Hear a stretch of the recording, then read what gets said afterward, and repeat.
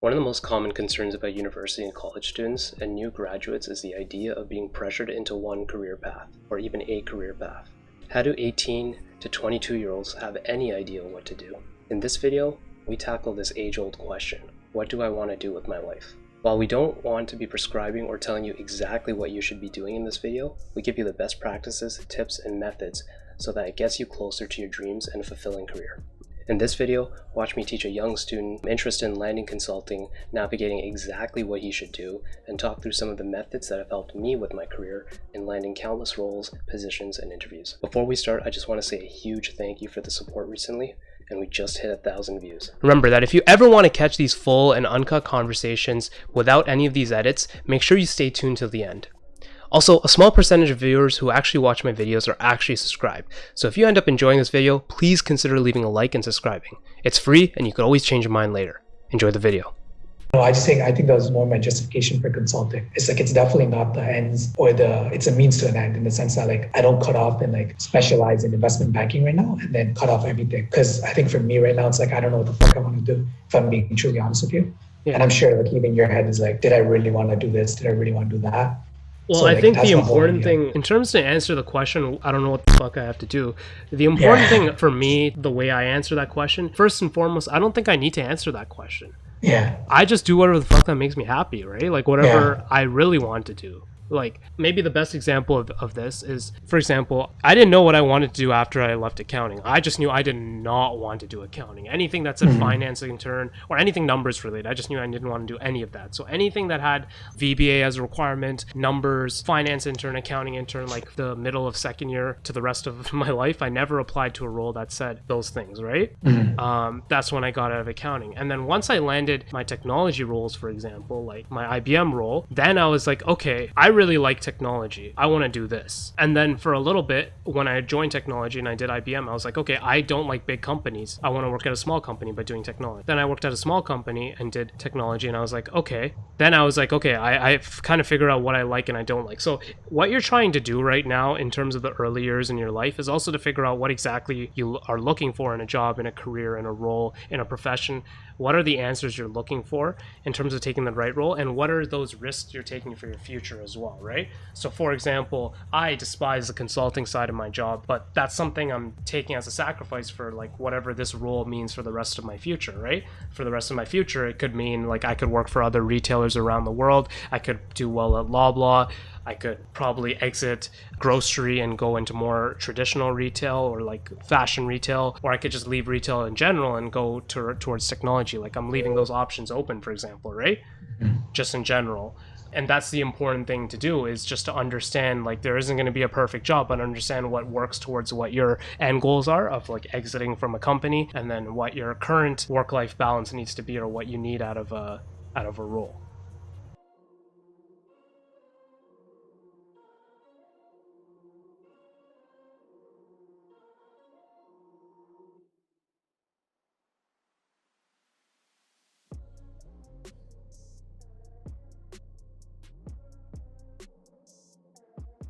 For example, at my time at PwC, I was doing tax technology consulting, and there's a long story of why I ended up in that role, but that wasn't what I wanted to do, right? And every day I did it for 5 months, I despised my day-to-day, right? So I figured out what I'm doing for my day-to-day is very important to me, completely important to me, but a lot of people won't care what they are doing as long as the paycheck comes in.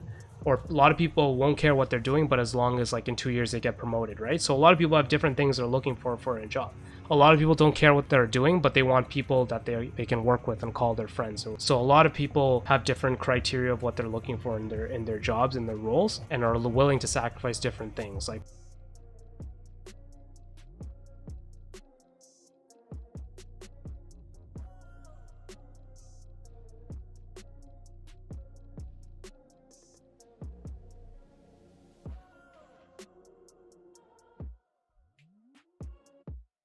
for example, I never wanted to do banking because I never wanted to do 120 hours a week, right? So those are the things I'm sacrificing in terms of, I don't know, like a 6-figure salary out of school. That's the thing I'm compromising for 120 hours a week. So I think that's the important thing you should do in terms of roles and experiences and gigs that you take, is having that balance of what you're looking for and what your next steps could look like. And it's not about having the perfect next step, and I think that's where you're getting stuck in terms of finding that perfect role or the right consulting role or whatever.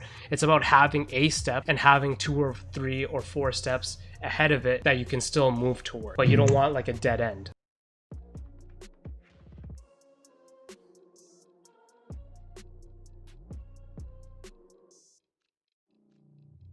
So I'll give you an example of a dead end. I know I'm rambling a little bit, but I think it'll help. And if you're not following along or have questions, let me know. Sounds good. But an example of this is, for example, one of the reasons I also took a year off school was I actually landed a pretty shitty role in my 3rd year summer, like in retrospect of what people, Schulich students and business students talk, but it was not a role I was looking for. I was making a lot of money and I had a very good role in my 2nd year summer at IBM. And I got a little bit cocky and arrogant and kind of limited myself to the Canadian opportunities, and I was looking for overseas opportunities, specifically in the United States, and then across Europe and whatnot, but technology roles, specifically in San Francisco, New York area. And I was really focusing on recruiting and getting those roles, where I took a backseat and didn't apply to many Canadian jobs. And when I came to like around the May area, I basically had no offers. Long story short, because all the Canadian offers that I could have gotten, I didn't really give enough attention, and all the States offers are just very hard to land because I'm competing against Ivy League students. But not only that, like, I'm a Canadian, so I don't have a visa, and not only that, my last name is also Ahmed while Trump is president. Like, there's a lot of things that were working against me, right? Fast forward to that time, I didn't land anything in my 3rd year summer, and then I actually ended up landing some marketing role at a law firm in the middle of my summer, just so I can have an income and just have something to take up my time. But just by definition, that role in itself, a marketing intern at a law firm, right? Mm-hmm. That career is a dead end. Well, for me, it might not be a dead end for a lot of people, but for me, it's a dead end because marketing, sure, that's a career I can spin up. But this role wasn't really marketing. It was like more admin more than anything. Admin/marketing at a law firm. So I don't want to do admin work. And I don't want to be in the legal industry. And to be in the legal industry anyways, you need to be a lawyer. So I don't want to be on the business side of the legal industry either. So what am I doing in this field? So that's a dead end for me because I don't want to do any of that stuff. The money's not good and nothing's like satisfactory for me about that career. So I'm not indulging in the path anymore.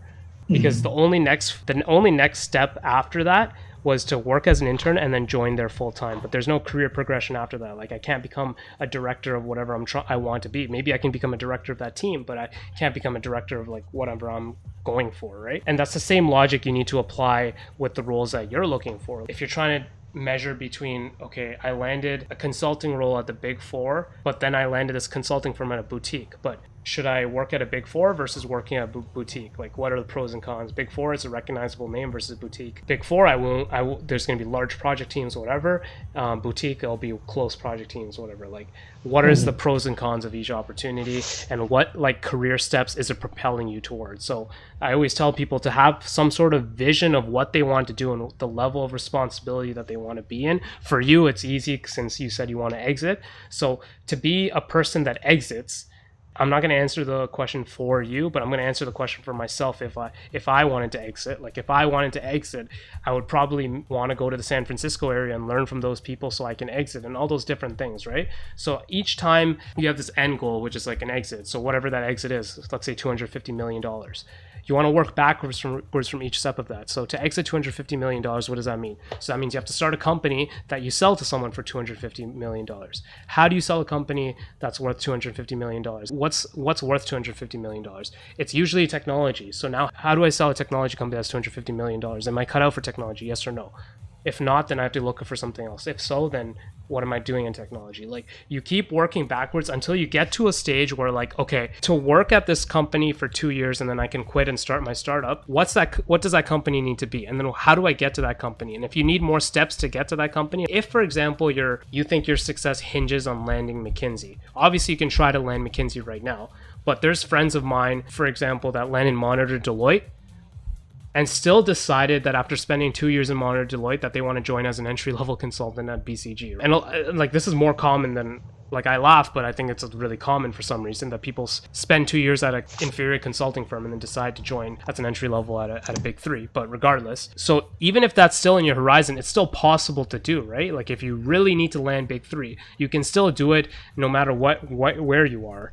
But also the alternative is you can land where you need to be, taking other steps. Like, for every tech CEO you see or tech exited or anyone that exited that has McKinsey on their resume, there's 200 others that have X other companies on their resume as well. Mm-hmm.